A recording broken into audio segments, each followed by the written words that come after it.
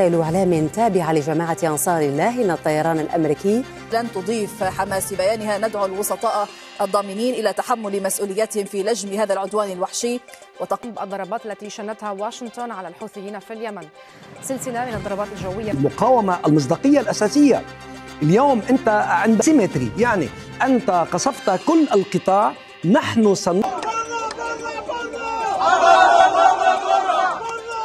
المتحدة الأمريكية ضمن ولكن يمكن لها أن تتعامل مع الصواريخ البالستية في مراحلها الأخيرة عندما تدخل. صدق الكنيسة الإسرائيلية على قانون تغيير تركيبة لجنة تعيين القضاة، وصوت لصالح إسرائيل وسرقة أموال الطبقة الوسطى من أجل الإبقاء على ائتلافه الحكومي ومن أجل طلاب. نجوان سمري مراسل قناة الجزيرة في فلسطين، ما هي ردود الفعل حتى الساعة على אנחנו במערכה רב-זירתית מול ציר הרשע של איראן שחותר להשמדתנו. הבוקר החות'ים שיגרו. Assalamu alaikum warahmatullahi wabarakatuh. Toota hordoftoota keenya qeeffannoowwan baagiddu galeessaa fi waraana mujaahidoota akkasumas hudhaa fi gocha duguggaa sanaa Yemanii fi Siiriyaa irratti Israa'eliif Ameerikaan qindaa'e akkasumas haleellawwan gurguddoo fi alaarmiin daqiiqaa dhumaa dhagahamuun gama Iraanii fi Ameerikaadha. Balballoomii miidiyaalee idilaa addunyaa fi waraana baagiddu galeessaa keessatti yaaddoowwaniif imaammata siyaasaa guddaa Ameerikaa harkaa miliqee bahee hundasin dhageessifna. Kanneen sagalee mujaahidoota taatan Rabbi ajrii duniyaaf aakiraa akkasumas milkii xumura Laylatul Qadriif shaaruu Ramadaan warra argatee waggaa guutuu deebi'u isinaa taasisu. Kabajamtoota hordoftoota keenya kanneen sabskiraayib gochuun yuutuub chaanaalii keenyatti dabalamtan harki keessan dachaa milkaa'inaan haa carroomu jenna. Like akkasumas komentii keessatti yookiin sanduuqa banaa keessatti No War Free Palestine, Free Yemen, Free Syria, Lebanon jechuun CTN dursuudhaan yaada qabdan nuuf qarqabuun dagatina. Alaamanni keessan nagayaaf ulfoo rabbiitiin haa dursuuti gara madhee ijoowwan jalqabaatti isin geessa. Biyyi tsiyoonota Israa'el haleellaa xiyyaaraatiin salaata fajrii irratti fudhatteen Abdullatiif Alqaanuun ajjeefamuu wal qabsiisee birgeedii mujaahidoota haleellawwan rokkeettiif misaayilii walakkeessa Tel Aviiviif kutaawwan Israa'el irratti dhangalaasuun dhagahame. Waraanichi kutaa Raafaa akkasumas kibba Kaanenus Saree Alqudsuf Beeytul Alaayaa keessatti har'aa cimuu Hamaasis beeksisee jira. Qondaalli siyaasaa addaa Hamaas Kaanil Alaayaa gocha Israa'eloonni raawwataniif addunyaan callisuu cala wanti nama gaddisiisu hin jiran erga jedhanii booda kanneen hiriira Hamaas Gaazaa gadi dhiisuu qaba jechuun shira Israa'eliif Ameerikaan qindaa'e jechuun balaaleffachuu isaanii Aljaziiraan gabaasee jira. Jarmiyaa mootummoota gamtoomanii duguggaa Filisxeemota irratti labsamaa jiruuf cimee itti fufe Israa'eliin addunyaan waa tokko akka jettu jechuun bulchiinsa Tiraampiifis karaa ambaasaaddara Yuunaayitid Neeshinii keessatti kan argamu Ameerikaadhaaf dhaamuun isaanii dhagahame. Pireezidaantiin Rasiif Xaayib Erdogaan tarkaanfiiwwan Gaazaadhaa duuchaa Ameerikaan bocamee kaame waan taateef addunyaan kana callisuu caala wanti nama gaddisiisu hin jiru. Tokkummaa uumannu jechuun biyyoota Islaamaa fi Arabaatiif waamicha dhiyeessuun dhagahame. Haleellaan Hawtii Yemanoota irratti qindaa'ee cimee itti fufee yeroo jirutti ansaaronni Yemanii jimbiilfachuu miti Ameerikaa waan jimbiilfachiisan fakkaatan. Axios, Associated Press, The Wall Journal Street odeeffannoon isaan har'a gadiin bayan galaana diimaa irratti haleellaan Hawtiin dhaqqabsiise Ameerikaa miidhuu akkan oollee fi walakkeessi Tel Aviv kutaawwan akka Ashkaloonii fi Bengooriyoodha har'as dabalatan misaayiloota keessummeessuuf Israa'el keessattuu sirni Iron Domeef teeknoloojiiwwan THAAD F-System jedhaman hundi isaanii akka waan lamshaaniiti jedhama. Associated Press irraa Hawtiin maal dhaqqabsiisee gabaasa dhageettu. Kutaawwan itti aananii fi haleellaan weerara diinota keenya guddaan Sooriyaadha jechuun Benjamin Netanyahu wayita dhaadhatanitti. Hiriirri guddaan Koree Kinseet qondaalli Roonii Beeraa ari'amuun wal qabsiise har'as cimee itti fufee fi Benjamin Netanyahuun duguggaa ugguramtoota keenya harkamaas jiran hunda fixuudhaaf kan murteeffate jechuun Benjamin Netanyahuun akka bu'u Yair Lapid ministeerri masaanuuf kaadhimamaa muummee ministeera egeree Israa'elootaas falmii gurguddaaf paarlamaan guyyaa lammaffaa bittinnaa'uun dhagahame. Aljaziiraa, Hindustaan Taayimsiif Al Arabiyaarraa gurraan isin geenya. Jeneraal Muhammad Hussein Al-Bahagari tarkaanfii biyya tsiyonotaa fi gochoota shira Yaman irratti Ameerikaan raawwataa jirtuuf biyyi keenya qophii jechuun dhageessanii akkasumas qondaalli IRGC waliigalaaf itti gaafataman galoo galaana Ali Reza Tansiriidha biyyi tsiyonotaa fi akkasumas bulchiinsa Trump adeemsa galoo galaana UK wajjin galaana Indiyaa irratti Iraan marsuuf taasisan salphina isaaniiti jechuun Jordaan Iraaq Iraanii fi Yaman wajjin ta'uun shaakala waraanaa gaggeessuuf dooniiwwan 3,000 akka billaachaatti galaana diimaa fi Paarshiyaanota guutuuf Ameerikaan nahuun dhagahame. Iraan xiyyaarota gurguddoodhaan kan dabalame shaakalli waraanaa guddaan biyyoota Arabaa 4 akka eegalu erga beeksaniiti abaarsi guddaan isaan Israa'eliif Ameerikaa irratti qabsiisan kan addaati jedhame shaakala kana irratti wanti adda taasisu alaabaan Filisxeemota dooniiwwan 3,000 irrattiyyuu kan mirmirfamu ta'uun beekame alaabaan Israa'el ammoo gubachuun dhagahame Hindustaan Taayimsii fi Al Arabiyaa irraa gabaasa balballoomii dhageettu laayik gochuun abbuugduu qubaasanan odeeffannoo guyyaa guyyaa argadha. No war, free Palestine, free Yemen, free Syria, free Lebanon jechuun dagatinaa jenna odeeffannoowwan keenya kutaa Baalbeek Ayitaa Shab Kifar Kiila kibba Libaanos irraayis haleellaa Hizbollaa qabannee dhiyaannee jirra gara dhimbibbaa viidiyoolee oolmaa irratti isin geessa.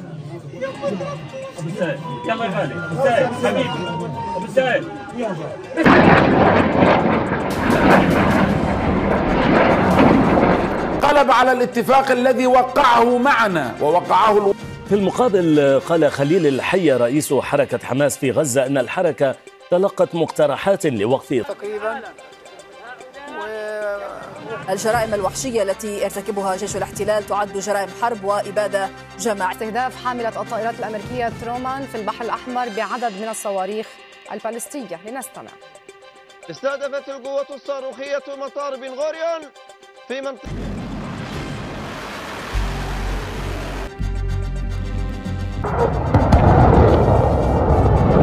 منظومة الإنذار المبكر التي تديرها الولايات المتحدة الأمريكية ضمن ولكن يمكن لها أن تتعامل مع الصواريخ البالستية في إسرائيل haleellawwan gurguddaa kutaa Gaazaatti fudhateen Filisxeemonni 27 kan ajjeefaman keessa qondaalli siyaasaa Birgeedii Alaksaa akkasumas Abdullatiif Alkanuun ajjeefamuun wal qabsiiseet waraanichi daranuu cimuu fi Birgeediin Mujaahidoota rookeettiif misaayila kutaawwan Israa'el hundatti dhangalaasuun miidhaa dhaqqabsiisuun dhagahame.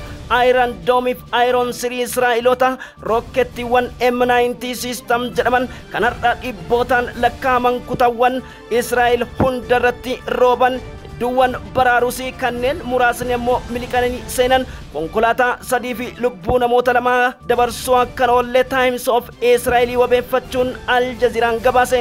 xiinxala waraana ba'aa gidduu galeessaatti kan beekaman Karim Al-Falaayi tultii Al Jazeeraa wajjin taasisaniin gochi qindaawaan Ameerikaa fi Israa'el kutaawwan ba'aa gidduu galeessaa keessatti Israa'el guddoo ijaaruuf taasisaa jiranii fi duuchaan keessattuu shira qindaawaa Filisxeemota faallaa Birgeedii Mujaahidoota ta'an kaasan kuni tooftaa guddaa Benyamin Netanyaahuu akkasumas warra lixaatiin qindaa'ee jechuun dubbitti gadi dhoroosan. Birgeediin Al-Aqsaa tarkaanfiiwwan kutaa Ramalatti fudhateen loltoota Israa'el 3 ajjeesuu fi 7 madaa'uu isaanii Times of Israelin gabaasee jira. Pirezidaantiin Israa'el Haydar Zook tarkaanfiin Gaazaa irratti fudhannu cimee itti fufa jechuun wayita ibsa baasanitti. Khaliil Al-Ahyaa qondaalli siyaasaa Hamas ajjechaan Abdulatiif Kaanuun irratti fudhatame gocha Filisxeemota irratti duguggaa labsame jechuun balaaleffachuun kun Hamasiin in cabsu akkasumas ergaa fi kaayyoo Filisxeemota dubattiin deebisu jechuun balaaleffachuu Al Jazeeraan gabaase. Gabaasa kanaan wal qabatee odeeffannoowwan bahaa jiranii hokkorri guddaan keessattuu murna muraasaan Birgeedii Mujaahidoota irratti go out Hamas go out nugaye bay jechuun Hamasiin balaaleffatan kutaawwan Gaazaa keessatti qindaa'uun Benjamin Netanyaahuu seeqachiisus dubbittiin weerara guddaa Benjamin Netanyaahuu jimbilfachiifte paarlamaan bakka sadiitti wal dhiitu dhagahamee jira. Associated Press fi akkasumas First Post wabeeffachuun gabaasi Al Jazeeraa kan jedhutti Koree Kinseetii fi ministeerri faallaa Masaanuu Ayir Laapid Benjamin Netanyahuun kaayyoo fi galmaan ga'uuf malee gurgurtootaafi lammiilee Israa'el 59 akka dhumaniif kan murteesse jechuun Israa'el kaata akkasumas Zamir Qondaala ajaja waraana lafoo irratti balaa buusuun dhagahame deeggarsa guddaa kan argatanii fi mallattoo lakkoofsa 59 barreessuun paarlaamaan Keniset wal bittinneessuun wal qabsiise Itamir Ben-Gviriin harkaan reebuu isaanii Aljaziiraan gabaasee jira. Waraana baha gidduu galeessaa dhaabuuf keessattuu weerarri West Bank irratti taasifamaa jiru jaarmiyaa mootummoota gamtoomaniitiin murtii addaa argatus har'as haleellawwan kutaa Jeniin irratti Israa'el fudhatteen Filisxeemonni 7 ajjeefamuudha Aljaziiraan dabalee gabaasee jira.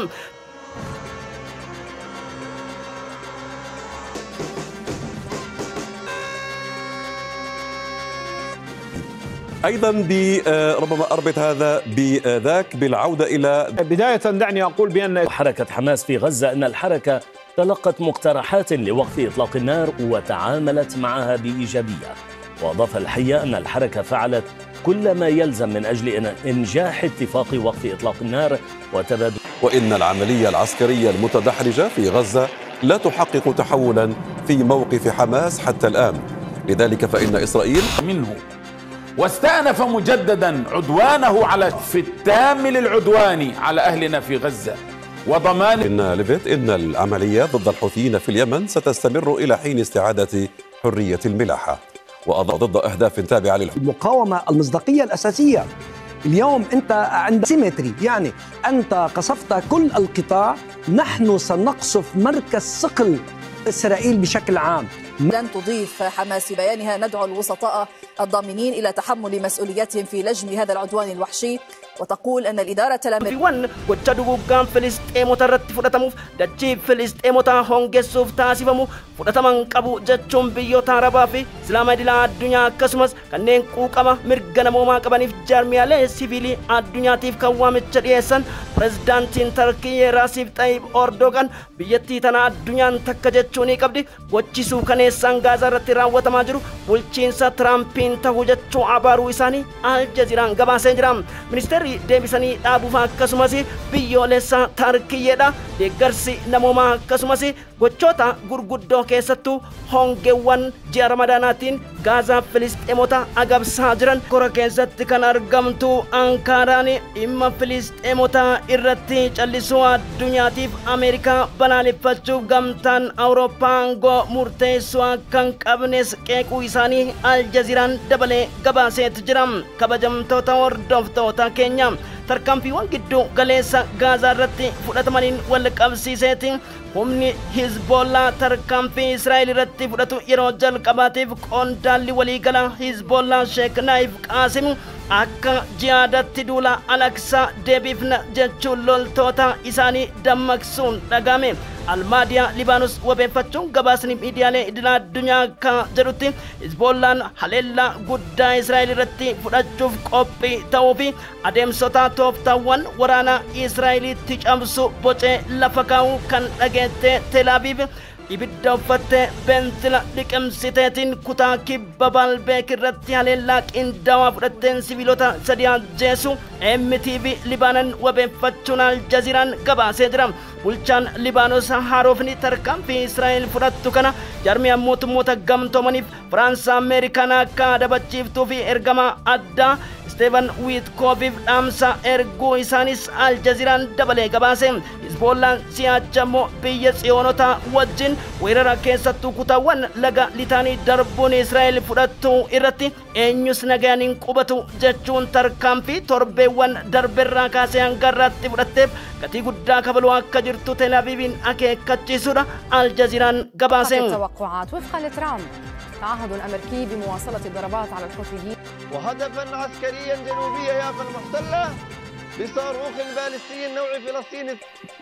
שר התקשורת שלמה קרעי כבר מוציא הודעה בתגובה להקלטה הזו והוא אומר هذا ونقلت صحيفة بوليتيكو عن مسؤولين دفاعيين أمريكيين أن الرئيس الأمريكي دونالد ترامب قرر إرسال طار الله في اليمن وإسنادها لأهل غزة رغم الضريبة الباهظة.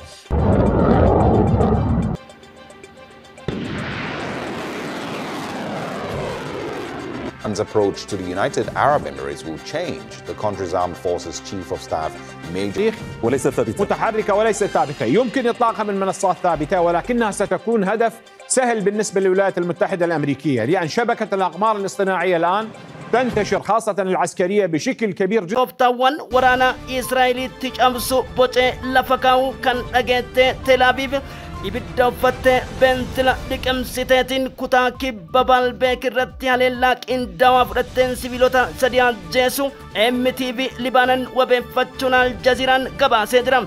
Bulchaan Libaanos haarofni tarkaanfii Israa'el fudhattu kana jarmiyaan mootummoota gamtoomaniif Faransaa Ameerikaan akka dabachiiftuu fi ergama addaa Steven Witkoviif dhaamsa erguu isaanis Aljaziiraan dabalee gabaase. Hizboollaan si'acha immoo biyya tsiyoonota wajjin weerara keessattuu kutaawwan laga litaanii darbuun Israa'el fudhattu irratti eenyus nagaan hin qubatu jechuun tarkaanfii torbeewwan darberraa kaasee hanga irratti fudhatteef gatii guddaa kabaluu akka jirtu Tel Aviiviin akeekkachiisuudha Aljaziiraan gabaase. دان الرئيس اللبناني جوزيف عون ما وصفها بمحاولات استدراج لبنان مجددا إلى دوامة العمال. يقول للجزيرة أن حزب الله ملتزم بوقف إطلاق النار في جنوب لبنان. نحن نشاهد هذه الصور من عسقلان قبل قليل والجيش الإسرائيلي يتحدث. وزراء بنيامين نتنياهو ببيع مواطني دولة إسرائيل وسرقة أموال الطبقة الوسطى من أجل الإبقاء.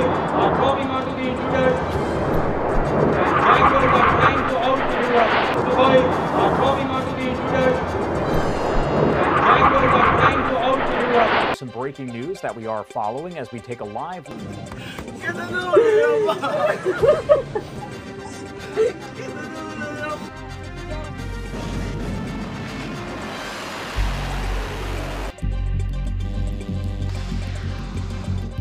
نعم، هذه الإطلاقات تعني بأن الضربات التي وجهت إلى اليمن من قبل الإدارة الأمريكية الجديدة إدارة ترامب. La colonisation à Jérusalem-Est et en Cisjordanie ne s'arrête pas.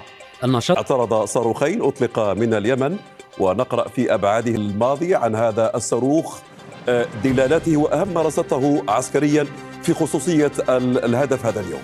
منصات ثابتة ولكنها ستكون هدف سهل بالنسبة للولايات المتحدة الأمريكية، لأن شبكة الأقمار الاصطناعية الآن تنتشر خاصة العسكرية بشكل كبير جدا. تصل رغم كل هذه الظروف. ماذا عن الدفاعات الجوية الإسرائيلية؟ نتحدث عن 255 haleellawwan qindaawaa kallattiiwwan garaagaraatiin UK fi Ameerikaan galoo galaanaa udaydaa sanaaf saadaa irratti fudhachaa jiraniif harka deebii kan fudhataa jiran ansaaronni Yemanii haleellawwan gurguddaa walakkeessaa Tel Aviv irratti Ashkelonii keessattuu buufata industirii jedhameef maadheewwan dhiyeessii kophee waraanaa haleeluun dhagahame. Sni Hindustaan takka jedhutti haleellaan hawtii kun miidhaa dhaqqabsiisuu bira darbeetiin Israa'eelota boqonnaa dhogguuf kutaawwan biyyattii guutuun saayiran alaarmii yookiin ufeeggannoowwaaf akkasumas akka dachee jalatti riphaniif kan lallabaa oolee ta'uudha miidiyaan gabaasan. Gabaasa kanaan wal qabateeti turtiiwwan xiinxala miidiyaalee idil addunyaa Aljaziiraa irratti kan beekaman keessattuu Kariim Alfalaayidha.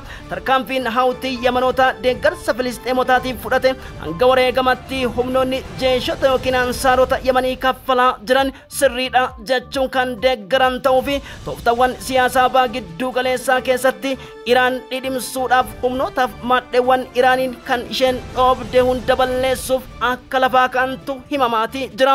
Haa ta'uuti haleellawwan kutaa saadaaf udaydaa akkasumas sanaa irratti fudhatanii fi Yemaniin balalliin ala taasisuuf haleellawwan dirree xiyyaara irratti fudhataniif hawtiin gatii guddaa Ameerikaa kafalchiisuun beekamee jira.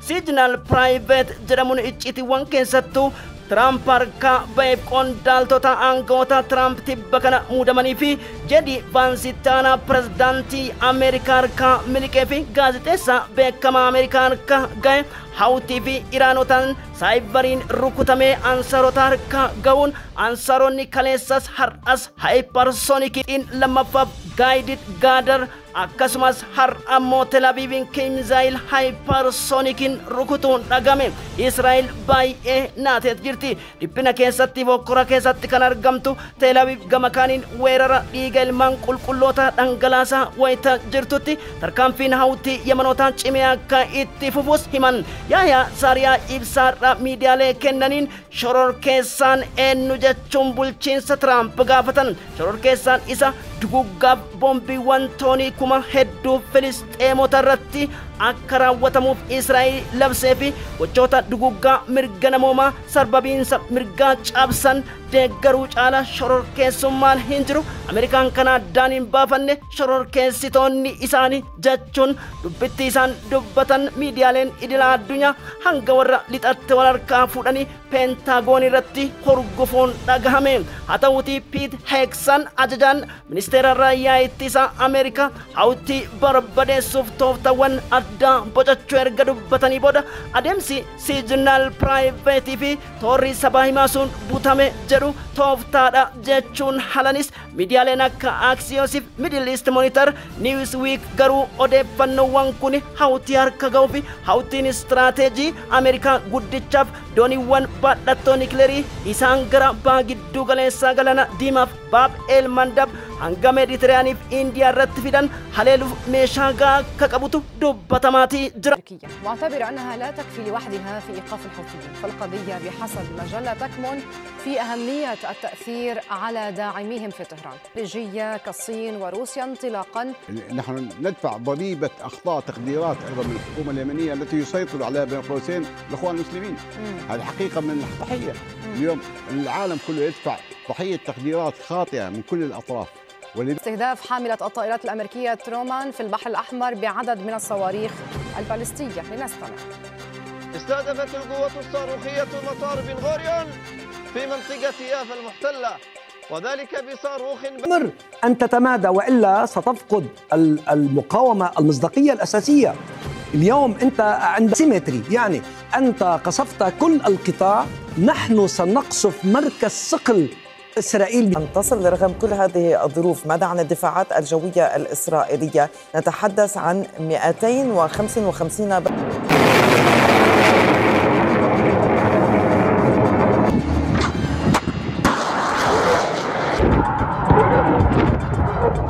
into the Strait of Hormuz. He is counting on U.S. shows of force like the aircraft carrier Lincoln.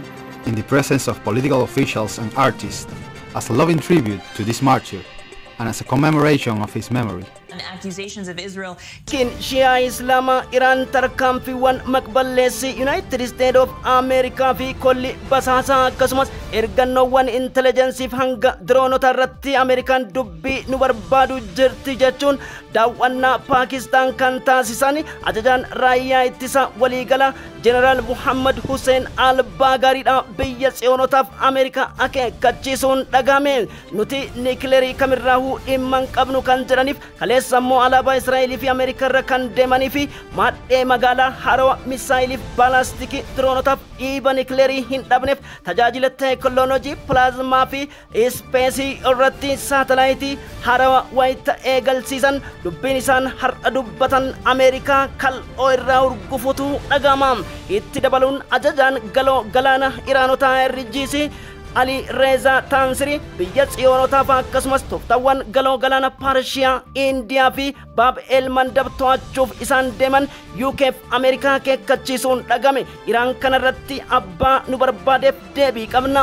Walumaa galatti biyyattii Riippaabilikii Islaamaa maadheewwan deeggartu tokkos hin qabdu. Haa ta'u Filisxeemota irratti ejjannoon keenya ifaaf ifa jechuun dubbachuun Peentagoon dheekkamsiise. Bulchaa tsiyonotaa duguggaa Gaazaa irratti raawwachaa jiruuf jedhan itti dabaluun Jeneraal Hussein Salamiinidha. Tarkaanfiin Iraan irraa fudhatamuu jiru garuu ni ulfaata jechuun dubbatan. Maadheewwan nikileeris ta'e buufata boba'aaf annisa nikileerii irratti haleellawwan qindaa'an miti kan yaadaman jiraannan Iraan dursitee tarkaanfii barbaachisu fudhachuuf qophiidha jedhan.